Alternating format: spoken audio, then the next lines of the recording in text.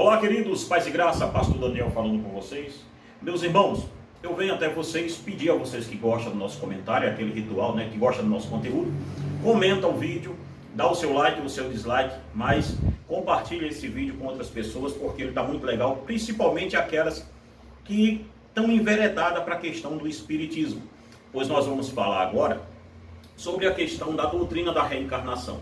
Querido, nós não vamos tratar aqui da história do espiritismo em si, do espiritismo kardecista, nem vamos falar data do nascimento de Kardec, isso aí vai ser em outros vídeos, se o espiritismo é mesmo científico ou não, do jeito que eles dizem.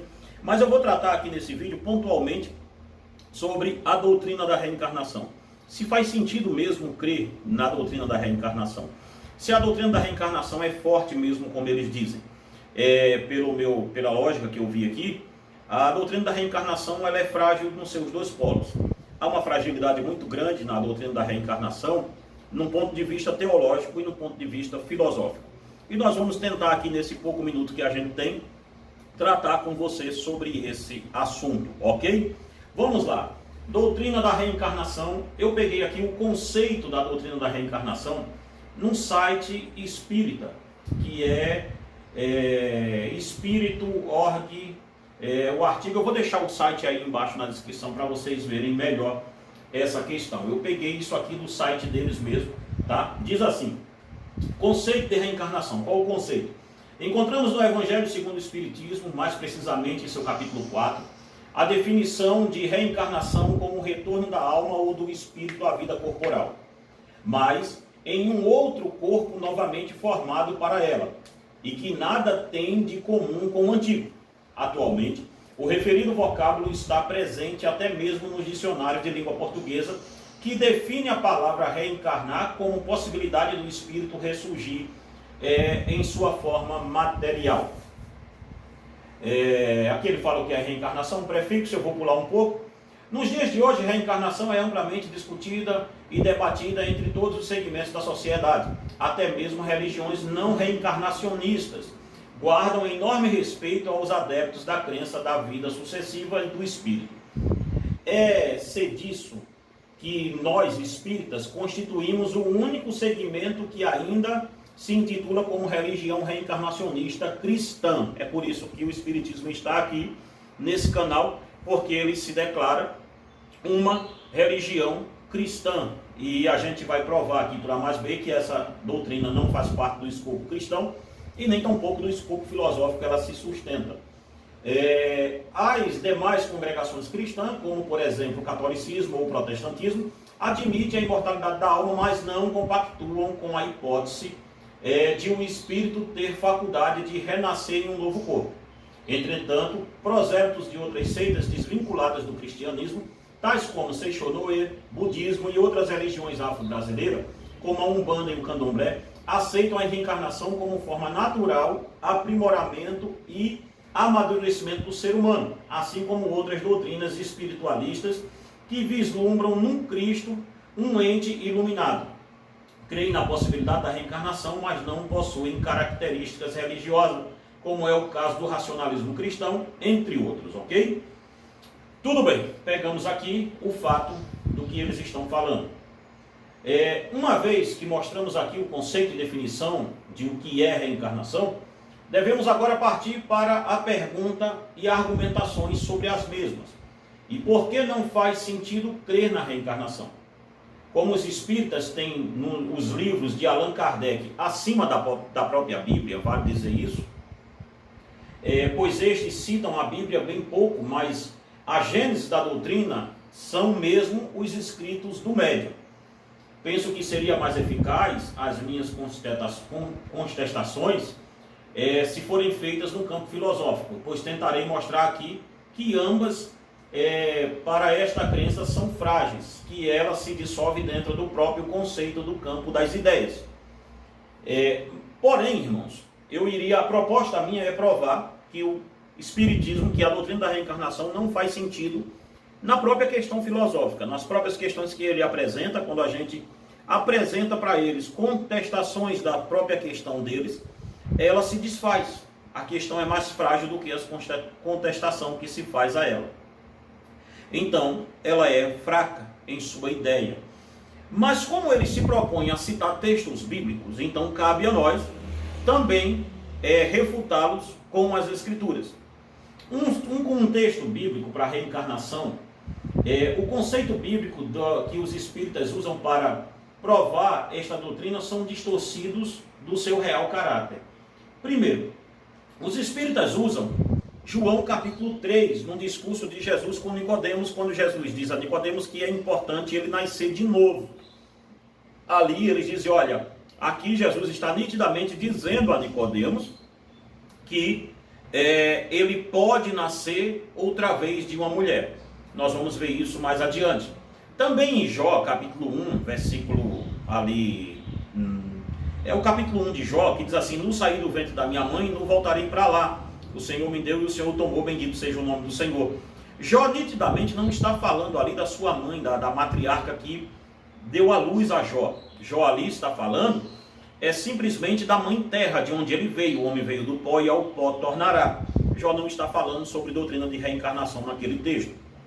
Então, explicado isso, também tem o grande fato dos espíritas crerem na grande questão. Em primeiro lugar, devemos esclarecer o fato que eles dizem que Elias, João Batista, é a reencarnação de Elias. E aqui nós vamos esclarecer rápido esse fato aqui, para esse vídeo não ficar muito grande. Em primeiro lugar, devemos esclarecer o fato de Elias e João Batista. Os kardecistas usam a ideia de que a volta de Elias foi profetizada em Malaquias 4:5. Depois eles se apegam ao fato de Jesus ter dito que João era Elias, como está em Mateus capítulo 17, versículo 12 ao 13. Mas este texto em nenhum lugar está afirmando que Elias voltaria reencarnado como João Batista. Para entendermos bem este texto, devemos estudar em primeiro plano a volta e voltar ao nascimento de João Batista. Ali o próprio texto nos mostrará que é o que está sendo entendido sobre isso. Sobre esse texto de Elias, Norman Geisler, em seu grande livro, que é esse aqui, eu aconselho você a ter esse livro aqui. Deu para pegar aí? Deu, não deu? Ok. Resposta às seitas.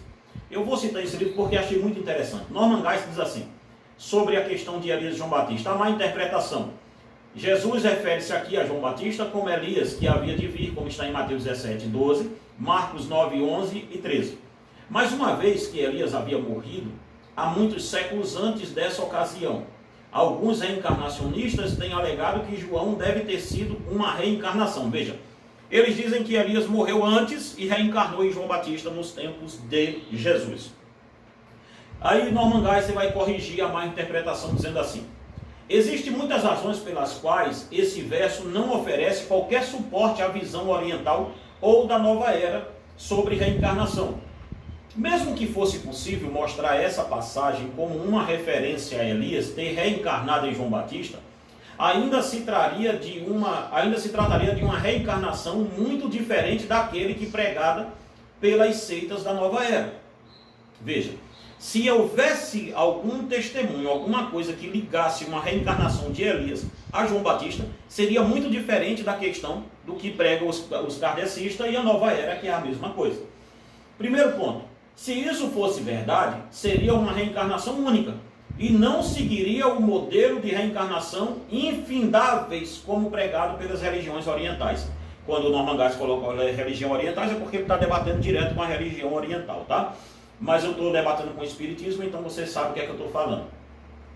Se fosse verdade, teria ocorrido num contexto teísta e não na visão panteísta do mundo. Não havia conceito de karma. Terceiro ponto, ele diz, não havia conceito de karma, através do qual essas seitas dizem que uma pessoa se reencarna para ser punida pelo que acontece em uma existência prévia. Ora, dificilmente o fato de retornar como o maior profeta que precedeu Jesus Cristo teria sido um castigo para Elias, como está em Mateus 11, 11, que Jesus disse que o maior nascido da mulher é João Batista. Entenda o que Norman Geisler está dizendo. Ele está dizendo assim, que se as religiões orientais que creem em reencarnação e o espiritismo também ensina isso, que muitas vezes o espírito volta reencarnado por dois motivos. O primeiro é para ele pagar karma de outra vida.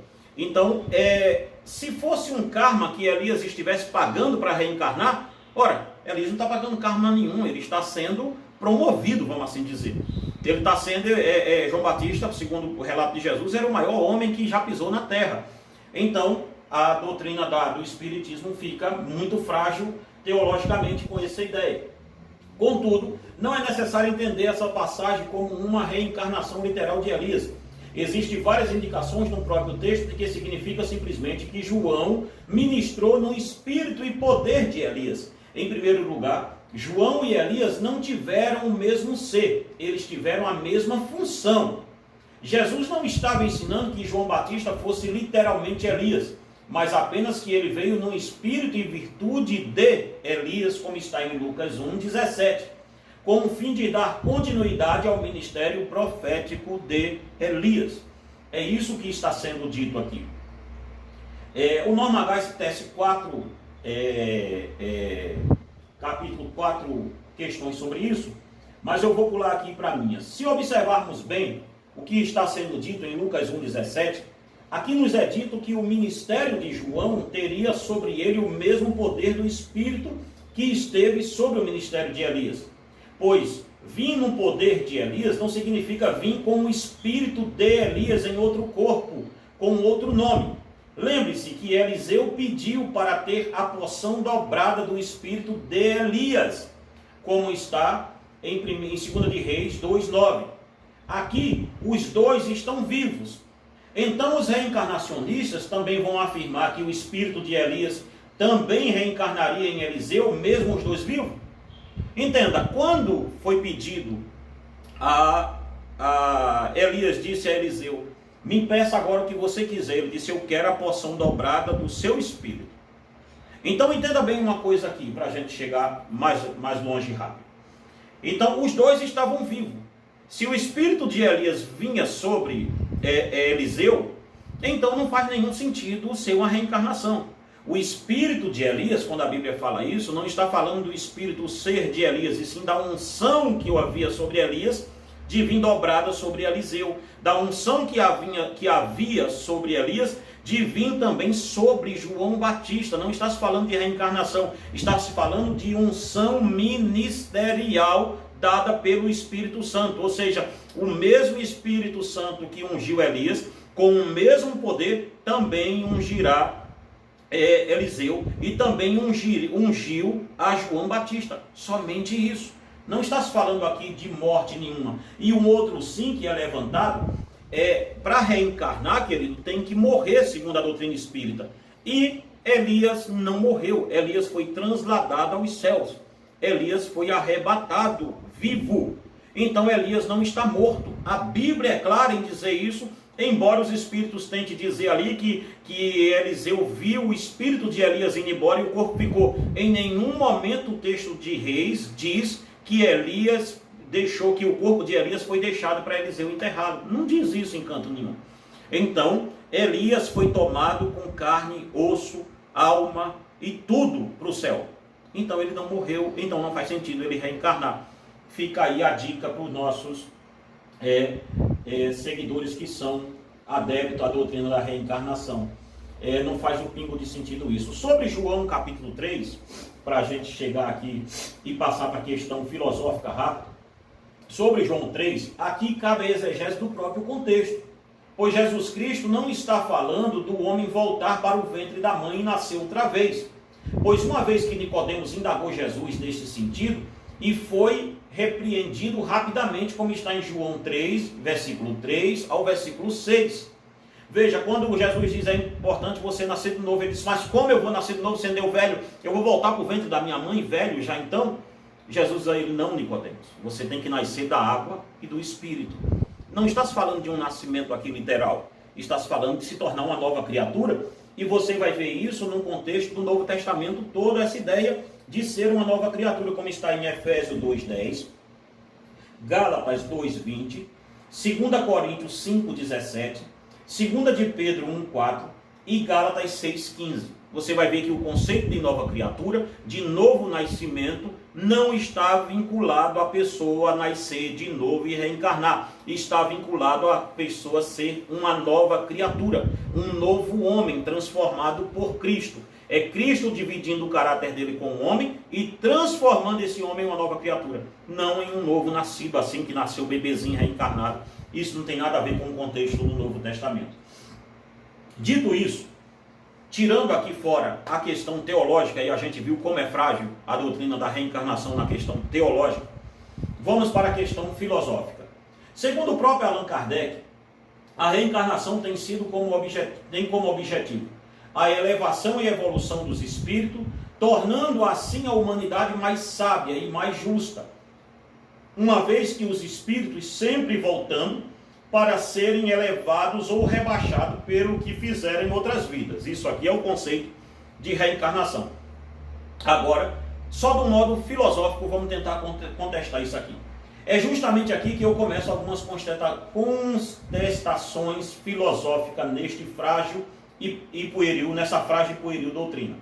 Primeiro, se os espíritos reencarnados servem para trazer mais conhecimento agregado à humanidade, então como este conhecimento se tornaria maior, visto que eu venho para este mundo sem nenhum conhecimento das minhas vidas pregressas? Ora, veja, eles dizem que o espírito reencarna para fazer com que o conhecimento e as virtudes se tornem maiores no mundo. Mas como é que eu posso trazer conhecimentos de vidas passadas para este mundo de agora, se na hora que eu nasço, se na hora que eu reencarno para nascer, eu me esqueço de tudo? Então nós deveríamos estar girando, na idade da pedra a vida toda. Veja bem isso aqui, com todo o respeito do mundo, mas essa é a contestação que deve ser feita. Um outro lugar. Então, como eu traria conhecimento agregado para algum lugar? Isto não faz nenhum sentido do ponto de vista lógico, pois não se pode agregar valores e conhecimentos esquecidos.